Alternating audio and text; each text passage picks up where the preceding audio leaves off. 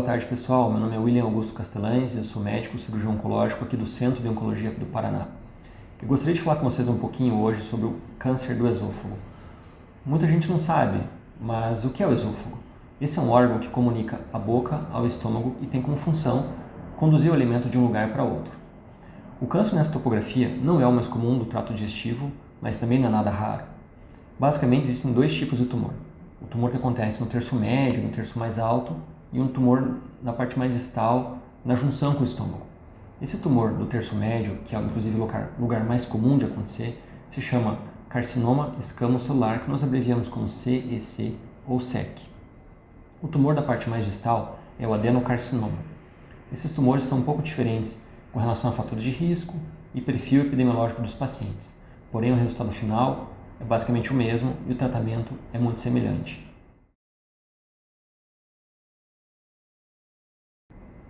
Por ser um órgão que comunica a boca ao estômago, qualquer tumor crescendo nesse intervalo, nesse trajeto, vai causar uma obstrução na passagem dos alimentos. Isso leva, inicialmente, a uma dificuldade na deglutição. Primeiro são os alimentos mais sólidos, depois mais pastosos e, por fim, os alimentos líquidos que têm dificuldade de passar. Conforme vai progredindo, o paciente vai, infelizmente, perdendo bastante peso antes de procurar o tratamento. Essa perda de peso pode chegar a 10, 15, 20 quilos no período de 2 a 3 meses. O diagnóstico é feito basicamente por um exame de endoscopia, em que se localiza a lesão, faz-se a biópsia, manda para exame e a partir disso a gente faz o tratamento.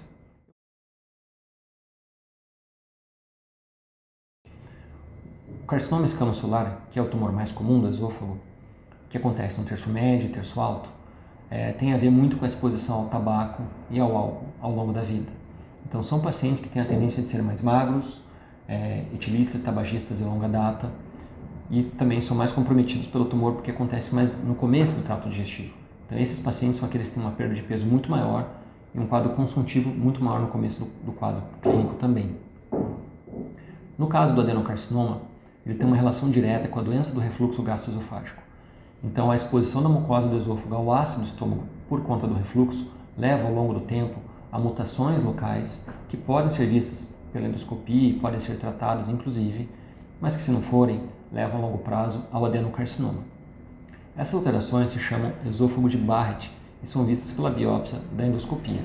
Como é que poderia tratar isso daí? Bom, o esôfago de Barrett e as alterações da mucosa esofágica podem ser tratados, dependendo de cada caso, com uma cirurgia de hernia de hiato.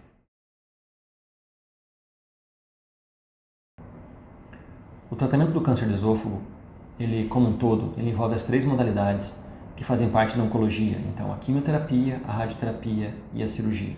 Como muitos pacientes perderam muito peso, não estão numa condição adequada para a cirurgia, ou mesmo porque o tumor está muito grande, se desenvolveu uma técnica de tratamento neoadjuvante em que a gente visa diminuir o tamanho do tumor para permitir, num segundo momento, a cirurgia. Entre os protocolos mais comuns para esse tipo de tratamento se denomina CROSS. No CROSS, o paciente recebe radioterapia e quimioterapia, porém a radioterapia numa dose reduzida, fracionada antes da cirurgia. Ele recebe a cirurgia, descansa no pós-operatório e conclui o tratamento com quimioterapia e radioterapia após a cirurgia. Esse é o protocolo que mais tem aumentado a chance de tratamento e às vezes de cura desses pacientes. O mesmo tipo de protocolo pode ser utilizado também para o adenocarcinoma do esôfago distal.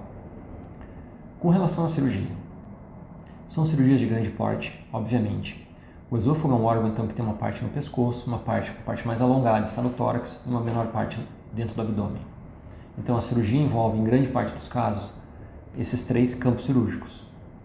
Ela pode ser feita por via convencional, que é aquele corte, a laparotomia, toracotomia, e por via minimamente invasiva. A via minimamente invasiva envolve tanto a laparoscopia e a toracoscopia, no caso da videocirurgia convencional, quanto a cirurgia robótica. Existem vantagens muito grandes da cirurgia minimamente invasiva em relação à cirurgia convencional.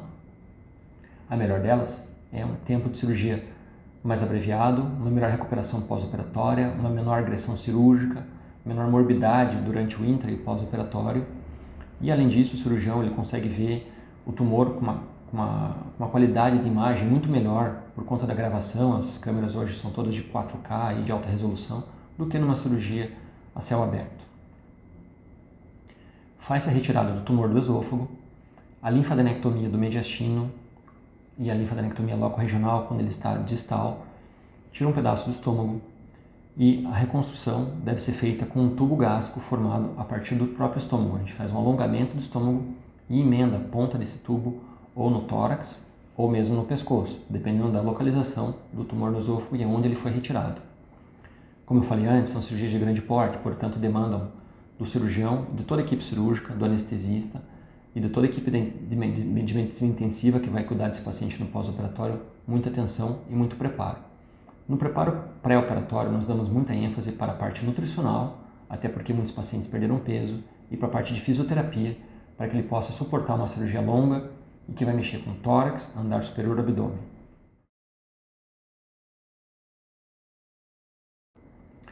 Muito importante também é a recuperação alimentar no pós-operatório.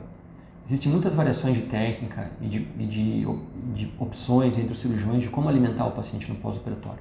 As opções mais comuns são a nutrição por uma veia funcionada no pescoço. A alimentação está toda pela veia, a gente chama isso de NPT, nutrição parenteral total. Uma outra opção, que inclusive é da minha preferência, é uma sonda passada pelo nariz bem fininha que vai até a porção distal do estômago e a gente consegue alimentar precocemente pela via natural, que é o trato digestivo, desde o primeiro dia do pós-operatório. Essa sonda é retirada entre 5 e 10 dias do pós-operatório para que ele comece a se alimentar naturalmente pela boca, inicialmente uma dieta líquida, depois pastosa e depois uma dieta branda ou livre. Então esse é o câncer do esôfago, em linhas gerais, os dois subtipos mais importantes, as modalidades de tratamento e um pouquinho sobre a cirurgia. Muito obrigado, uma boa tarde a todos.